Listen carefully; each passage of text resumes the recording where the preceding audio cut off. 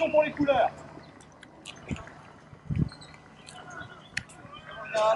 Envoyez.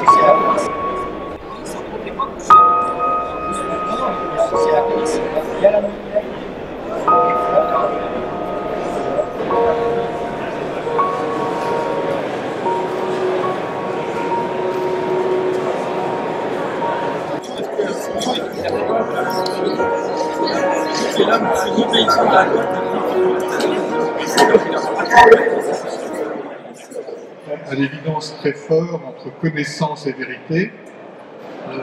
Connaître, c'est d'une certaine façon accorder l'épithète de vrai, le qualificatif de vérité à une idée. Les programmes d'approfondissement couvrent un large spectre de disciplines ou de thématiques. Donc je ne lirai pas évidemment toute la liste, mais ça vous donne une idée de la diversité de ce que vous pouvez approfondir à l'école. Alors en fait, ils ont des saveurs différentes. Certains programmes sont très disciplinaires et de facto très tournés vers la recherche, avec une fraction élevée d'élèves qui poursuivent en doctorat. Ça va être le cas notamment du programme d'approfondissement de maths, du programme d'approfondissement de physique. Et d'autres programmes d'approfondissement en sont tournés vers une problématique sociétale majeure, l'énergie, l'environnement. Et on va constater que dans ces programmes-là, on va emprunter des cours à pas mal de disciplines. Et enfin, vous avez un programme d'approfondissement qui a beaucoup de succès, qui est le programme Innovation technologique, qui lui est un programme, on va dire, tourné vers la méthode, c'est-à-dire comment passer d'une idée, d'un objet technique à un produit qui va pouvoir se vendre sur un marché.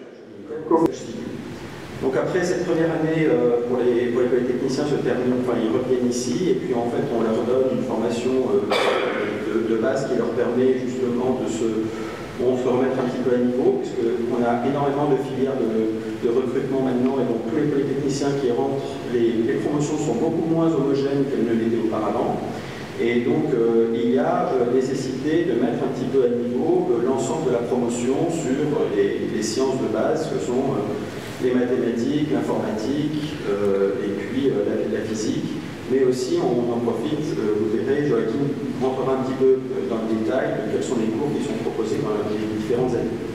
Le métier, c'est vraiment de produire et de partager des connaissances, pas n'importe quelle connaissance, parce que vous savez qu'il faut se différencier dans le monde actuel, et donc nos connaissances, ce sont des connaissances pluridisciplinaires, et quand je dis pluridisciplinaire, il y a du contenu derrière ça, puisque c'est pluridisciplinaire sur le plan scientifique, mais ça intègre aussi les humanités et sciences sociales, qui sont, j'allais dire, une spécificité de l'école polytechnique, donc des connaissances pluridisciplinaires au plus haut niveau, parce que nous sommes sélectifs et que nous le resterons. L'école a pour ambition de rester une institution d'excellence. Pour qui est-ce qu'on fait ça? On le fait pour nos élèves, et je reviendrai sur la relation qui est une relation qui est en train de changer entre les élèves et l'école. Donc, notre premier client, ce sont les élèves. On produit, on partage des connaissances pluridisciplinaires au plus haut niveau pour les élèves. Pour les entreprises, parce que les entreprises ont besoin de nos connaissances, et pour la société, parce qu'on garde bien sûr un rôle d'intérêt collectif, un rôle de diffusion du savoir à l'ensemble de la société. Comment est-ce qu'on fait ça?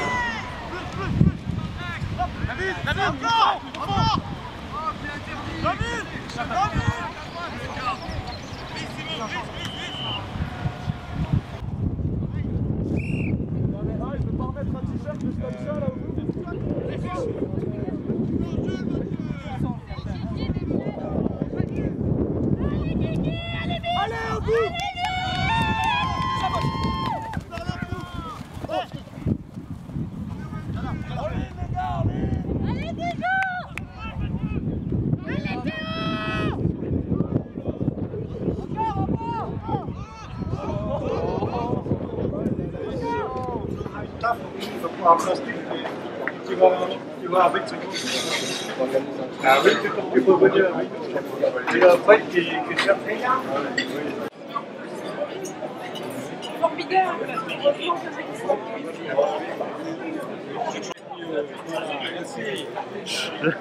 Non, mais c'est pas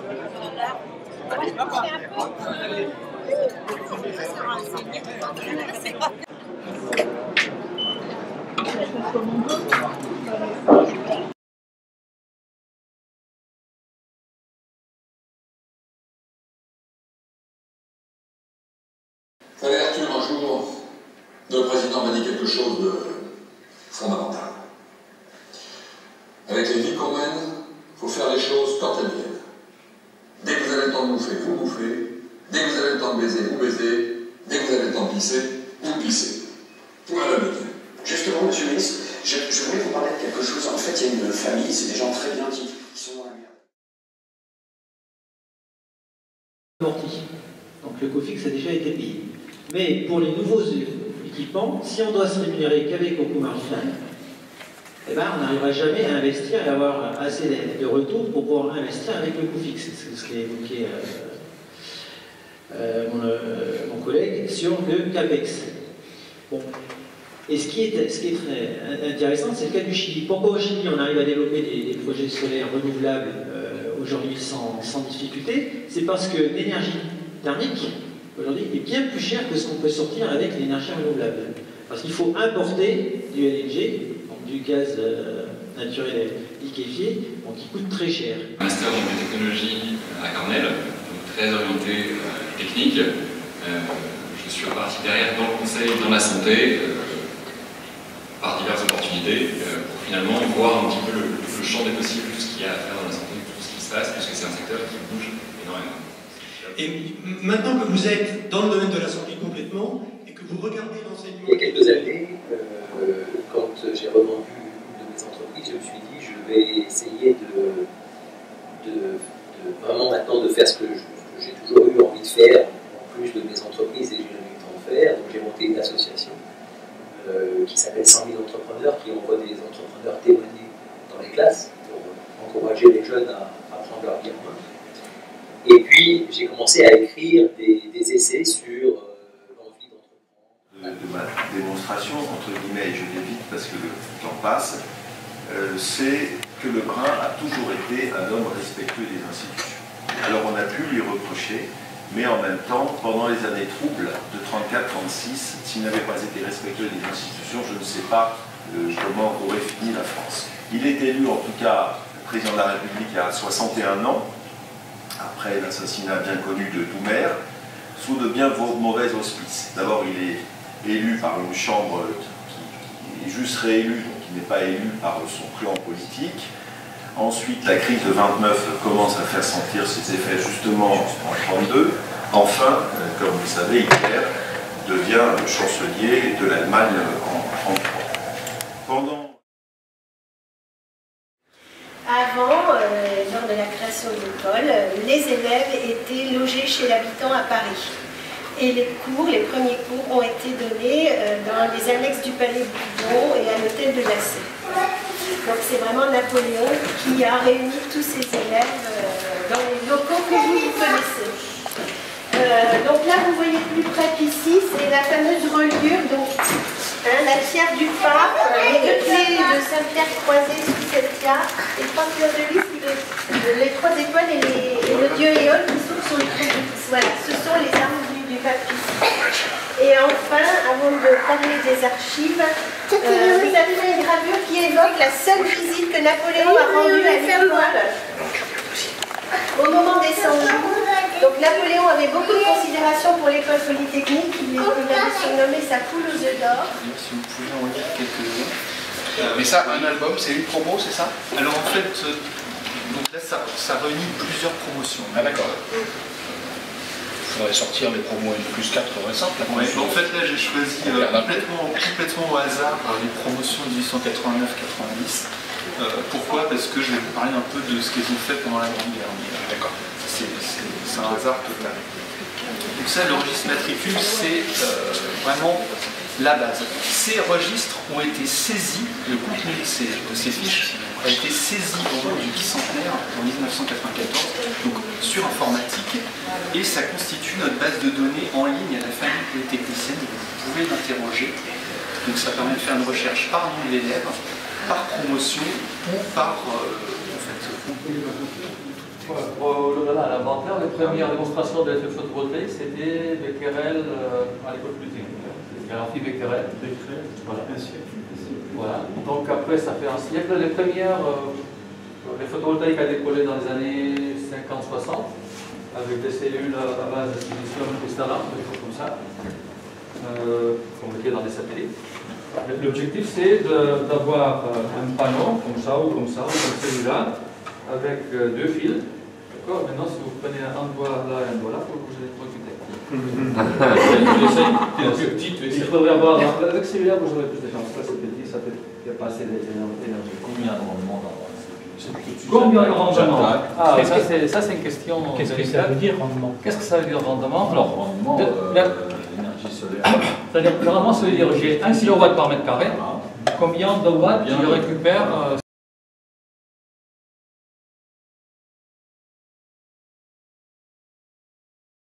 Donc il y a un certain nombre de classements. Bon, d'abord, il faut savoir que l'école reste clairement, même si c'est un combat de tous les jours, elle reste leader des écoles françaises. Donc dans le classement des écoles françaises, tel qu'il ressort, nous avons réussi pour l'instant, même si ça n'est jamais gagné, à rester la première école, grande école d'ingénieurs en France. Dans les classements internationaux, les classements de Shanghai, dans lesquels nous sommes clairement mal placés, puisque nous sommes aux alentours de, tantôt juste après, tantôt juste avant, 300e place, donc peu visible. Alors, il faut savoir que le classement de Shanghai, c'est un peu la fable du renard et des raisins, hein, donc les raisins sont trop mûrs puisqu'on ne peut pas les attraper. Donc il est coutume en France de dire que le classement de Shanghai n'est pas adapté à nos écoles et bon, de dire, voilà, méprisons ce classement. Bon, c'est clair qu'on ne peut pas mépriser ce classement, et ceux qui étaient là ce matin, pardon encore pour leur dire, mais le fait que nous créions une filiale commune avec tous les établissements du plateau, notamment avec l'Université de Paris-Sud et avec toutes les grandes écoles du plateau, une filiale commune qui s'appellera l'Université de Paris-Saclay et qui sera mesurée dans le classement de Shanghai, qui devrait se trouver à la 20e place à peu près du classement de Shanghai, fait que nous pourrons assurer à nos élèves qui sont inscrits chez nous en master et en thèse, et qui se verront délivrer un master ou une thèse qui aura le label d'estampille de l'Université de Paris-Saclay, on leur offrira un diplôme qui aura une visibilité internationale. Bon. Il y a d'autres classements qui nous donnent satisfaction. Il y a un certain nombre de classements comme le THE, hein, le Times Higher Education, ou le classement QS, dans lesquels, selon les disciplines, nous sommes entre, j'allais dire, le 20e et le 40e rang. Nous sommes la première et la seule école française classée dans les 100 universités les plus internationales de France, hein, on est au 28e rang. Et il y a un classement qui nous a fait très plaisir, qui est arrivé en août dernier, grosso modo, qui est un classement lui aussi du THE, du Times Higher Education, qui est le classement des alma mater, j'allais dire rangés par ordre d'importance en termes d'alimentation des élites du Fortune 500. Et pour ce qui est de la formation des élites du Fortune 500, l'école polytechnique est 4e dans le monde, derrière Stanford, la Tokyo University et Harvard et MIT. Et donc nous sommes assez fiers de ce classement qui montre que l'école, traditionnellement, a su former des grands dirigeants, les fameux officiers de la guerre économique qu'avait défini Bernard Isambert. Voilà, ben je vous propose qu'on termine sur cette note encourageante. Et Bernard, puisque je viens d'évoquer ton nom, je vous propose que, sans transition, tu viennes nous rejoindre à la tribune. Je te remercie une fois encore. Et le fait de réunir tous les ans, à cette époque, les anciens élèves, l'état-major de l'école, celui de la fondation et celui de la LIX, c'est probablement de bonne augure et de nature à nous permettre de faire en sorte que l'école rayonne en même temps qu'elle se développe. Donc voilà ce que je voulais dire, et je voudrais en dernier lieu saluer Marie-Louise Casabon. Est-ce qu'elle est revenue? Non. Ah pardon, pardonne-moi. Oui, nous avons Hubert et Lambert, Marie-Louise et le serviteur, nous demandions, et quelques autres nous demandions qui allaient animer cette année le Maillon Décennal, l'édition 2014 du Maillon Décennal, et une main s'est levée. Moi je ne la connaissais pas, je veux dire à maman. Une main s'est levée, celle de Marie-Louise, qui a dit moi je veux bien essayer d'aider, de faire en sorte de prendre la responsabilité de. Voilà.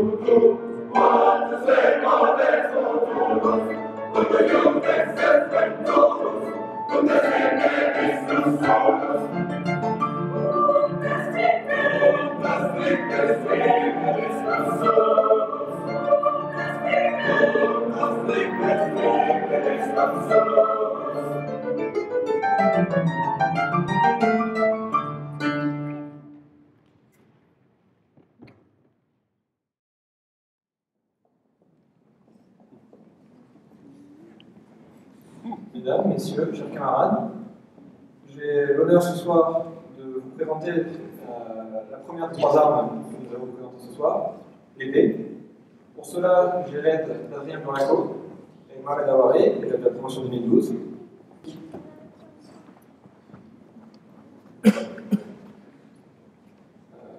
Mettez-vous derrière le L'épée est donc une arme assez singulière en soi qu'elle ne présente pas de priorité. La première personne à toucher son adversaire remporte le point. Ainsi, Mohamed va nous faire un coup droit. Et de cette façon, il a réellement remporté le premier point. Regarde. Prêt? Allez. Halte. Et on a ici une double touche au torse. Regarde. Prêt? Allez.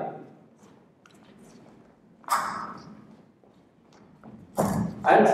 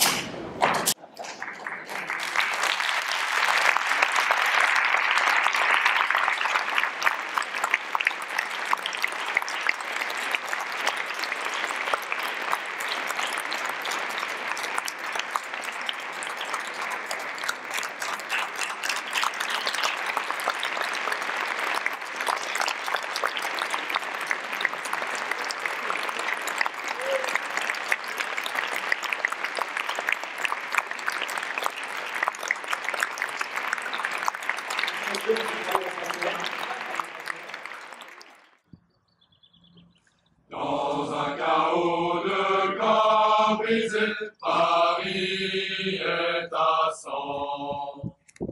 Par les ruelles enfumées, combat ses enfants.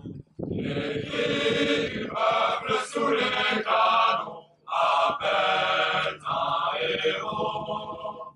Surgit soudain sur les barricades le brave Vallon. Entre les armées, regarde au loin, suivons cet homme, défiant la mort de son fier maintien. Après nos peines, n'hésitons plus.